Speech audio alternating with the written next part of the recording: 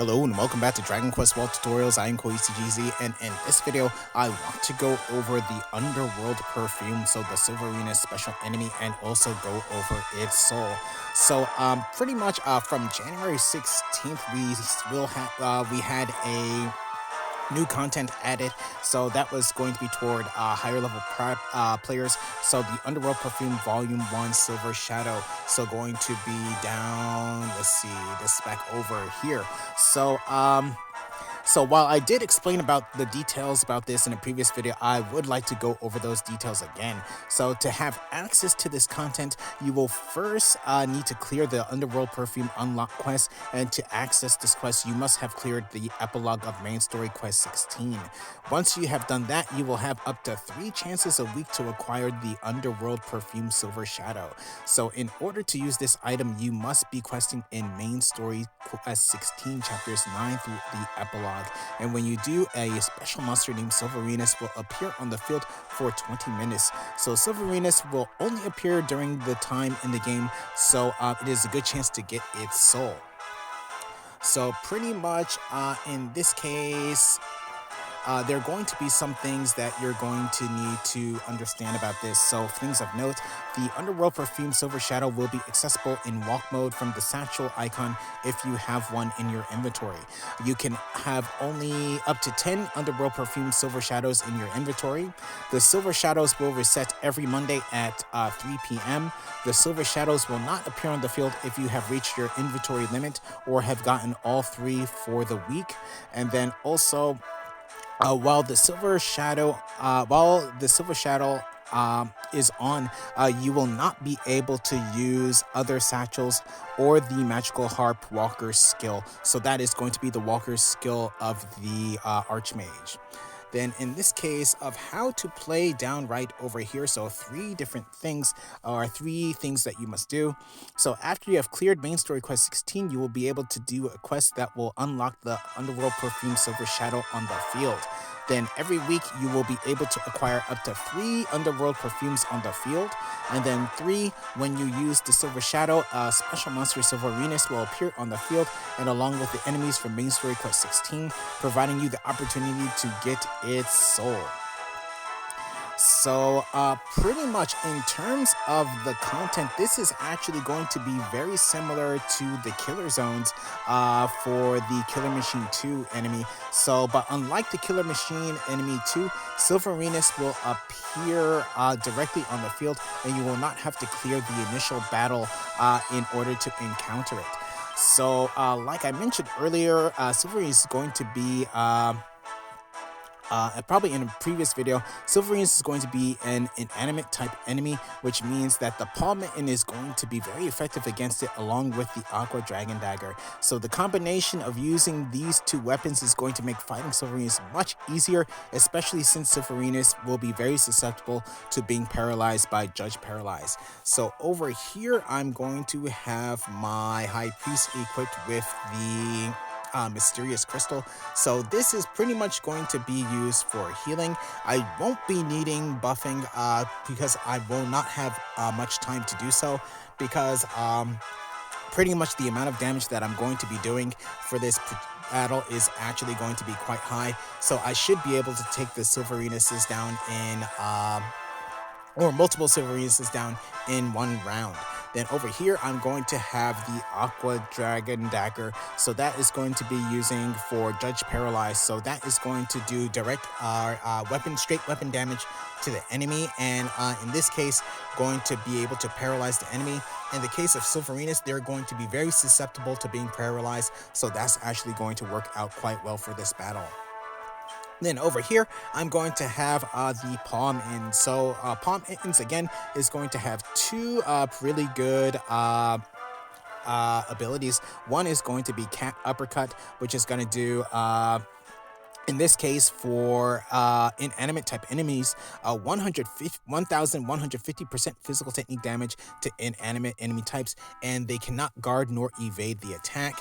Then also going to be using Chocolate Fist as well, so going to do 780% physical technique damage to inanimate type enemies. And again, they are going to be unable to guard nor evade. So that's actually going to be quite good. So if you want to know more about this team, you can look down in the video description down below.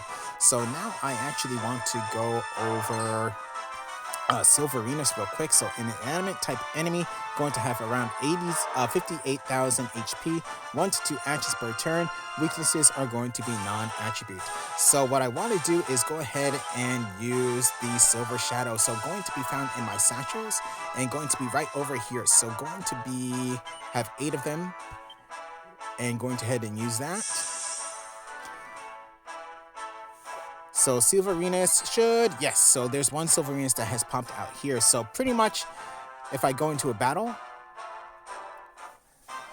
so I want to use Judge Paralyze to paralyze Silverinus and prevent it from taking actions.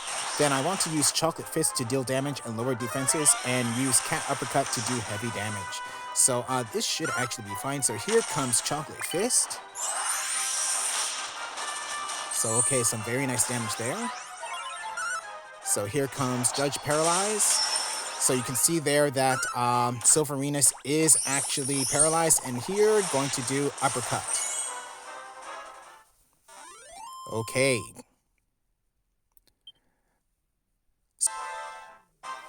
Okay, so here we go with another battle with Silverinus. So just one this time. So usually Silverinus actually has a pretty high initiative, so high agility, so going to take their actions first.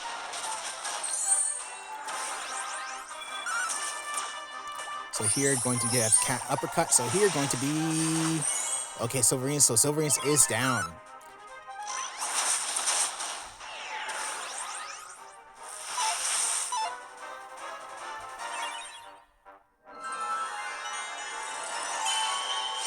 So here just have one Magmalon left over. So here just going to finish it off like that.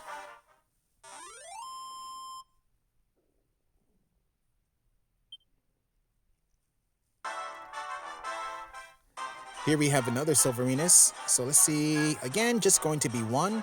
So sometimes you have 2, sometimes you can actually have 3. So here I actually had the chance to actually take my actions all before the enemies here. So that's actually quite good.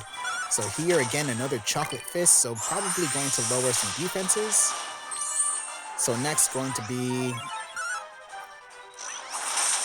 so not Aqua Dragon Dagger, but, or the Judge Paralyze.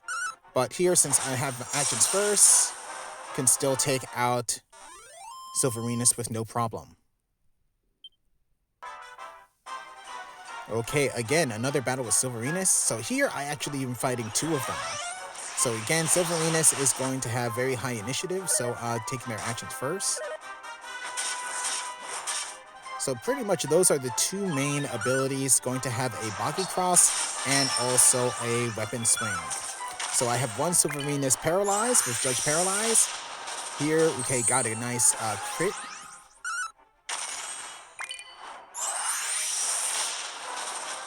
And now both down. Okay.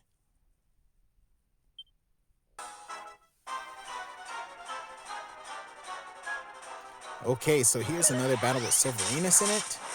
So there goes the Weapon Swing. So 3 attacks. Comes Chocolate Fist. So, okay, ooh, good. So a nice crit damage there.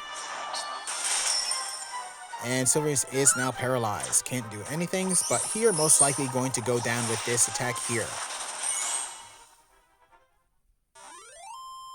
Okay.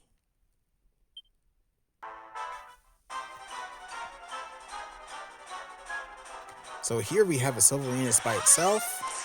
So Boggy Cross and maybe Weapon Swing. Nope. So here just going to be Uppercut. So, ooh, okay, that's over half of its damage. And down. Nice. Okay.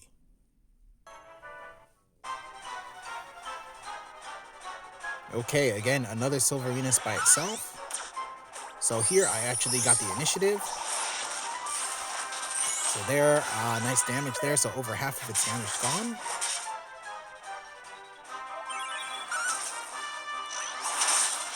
There, no problem. So next, pretty much going to be taken out here.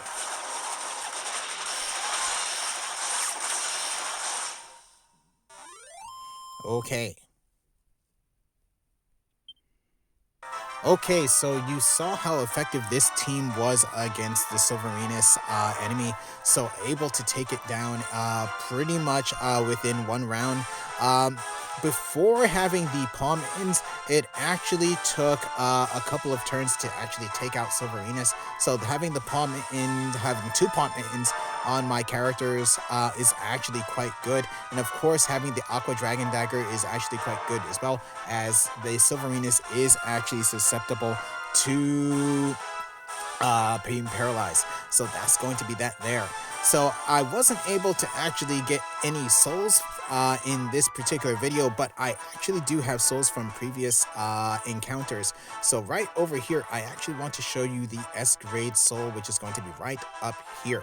So the Silverinus is going to be a blue soul. So blue souls, its major stats are going to be usually your max HP, sometimes your strength, and of course your agility and dexterity.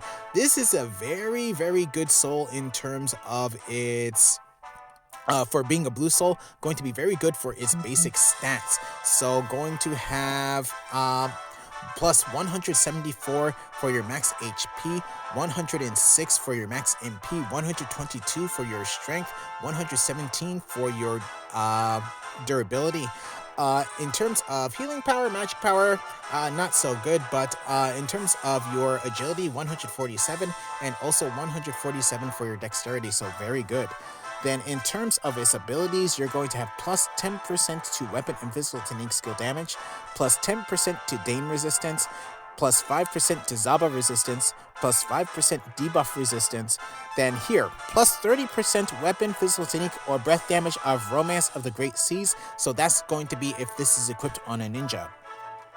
Then going to be plus 3% to spell resistance if this is equipped on a guardian, and then plus 10% weapon, physical technique, and breath damage of Dragonic Burst if this is going to be equipped on a dragon. So pretty much those three classes are going to actually benefit from having this soul equipped on. So here I already have it locked in. So with that said, I'm going to go ahead and end this video here. So for upcoming videos, I want to go over the God Hand significant strength increases, and also most likely I will be going over the next new Hokora ruler, which is going to be the golden chocolate. So please stay tuned for that. But with that said, going to end this video here. So thank you for watching.